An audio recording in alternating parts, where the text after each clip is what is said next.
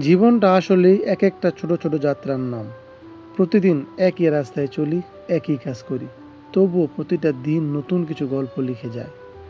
সূর্য যখন ধীরে ধীরে পশ্চিম আকাশে হারিয়ে যেতে শুরু করে, তখন মনে হয় দিনের সব ব্যস্ততা যেন একটু একটু করে থেমে যাচ্ছে।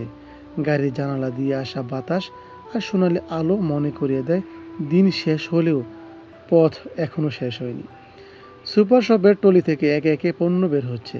কারো জন্য এগুলো শুধু বাজার, আর কারো কাছে এগুলা দায়িত্ব, পরিশ্রম আর জীবিকার প্রতিচ্ছবি। প্রতিটা ব্যাগের পিছনে লুকিয়ে থাকে অসংখ্য মানুষের শ্রম আর একটি দিনের গল্প।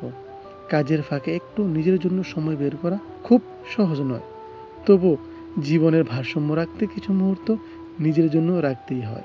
তাই আজকের গন্তব্য দাম্মামের সমুদ্র পার।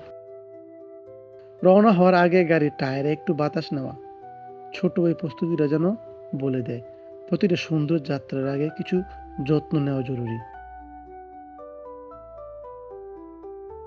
সামনে দীর্ঘ রাস্তা, শহরের কোলাহল পিছনে ফেলে ধীরে ধীরে এগিয়ে চলা। গন্তব্য পৌঁছানোর আগেই মনটা যেন আরেকটু শান্ত হয়ে যায়। সমুদ্রের ধারে দাঁড়িয়ে ছিপ পানিতে ফেলতেই সময় যেন থেমে যায়। মাছ ধরা শুধু শখ নয়, এটা এক ধরনের ধৈর্য শেখার গল্প। কখন যে মাছ ধরা দিবে কেউ তা জানে না। অপেক্ষা করতে হয়, বিশ্বাস রাখতে হয়। চারপাশে শুধু ঢেউয়ের গর্জন, একটার পর একটা ঢেউ এসে তীরে আছড়ে পড়ে, আবার ফিরে যায়। যেন সমুদ্র তার নিজের ভাষায় কিছু বলতে চায়। সেই ভাষা বুঝতে শব্দের প্রয়োজন হয় না, শুধু অনুভব করলেই হয়। দূরে তাকালে দেখা যায় নীল সমুদ্র আর নীল আকাশ যেন এক জায়গায় গিয়ে মিলেছে।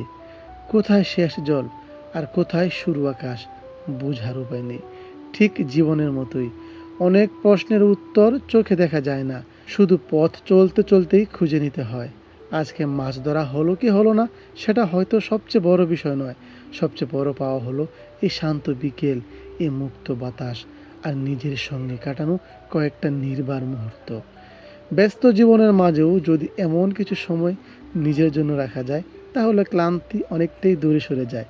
প্রকৃতি বারবার মনে করিয়ে দেয় জীবন শুধু কাজের জন্য নয়, জীবন অনুভব করার নামও। এই নীল জলরাশি, এই গর্জন করা ঢেউ আর আস্তগামী সূর্য যেন প্রতিদিন নতুন করে শেখায় যত ঝড়ই আসুক জীবন তার নিজের গতিতেই এগিয়ে চলে।